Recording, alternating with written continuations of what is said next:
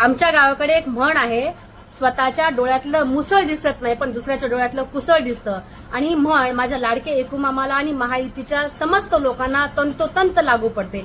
एक मातोश्रीचा निष्ठावंत कट्टर शिवसैनिक ज्याला परभणीचा महापौर केला, त्यावेळेला चित्रा वाघ असतील, एकूमामाच्या गटातले लोक असतील, महायुतीतले राणेंची कार्टी असतील, प्रत्येकाने उद्धव साहेबांवरती टीका करून तोंडसूक घेतलं, स्वतःची राजकीय पोळी भाजून घेतली. ऊर तर इतका बडवला, मला वाटलं यांची हाडच येतात ती काय छातीच्या पिंजऱ्याची बाहेर. असो, आज परभणी आणि हिंगोलीसाठी स्थानिक स्वराज्यासाठी जो उमेदवार दिलेला आहे सईद खान, तो मुस्लिम नाही बरं, तो एकदम कट्टर हिंदू आहे. बरोबर ना राणेंच्या कार्ट्यांनो आणि चित्राताई?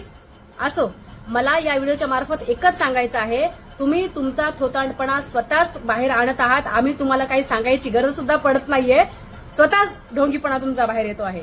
असो, मला राणेंच्या कार्ट्यांना, चित्राताईला आणि महायुतीच्या तमाम लोकांना विचारायचं आहे, आता हा जो उमेदवार आहे सईद खान, याला तुमचे लोक मतदान करणार की तुम्हीच जे नाव दिले हिरवा साप म्हणून दुर्लक्षित करणार? उत्तर नक्की द्या बरं.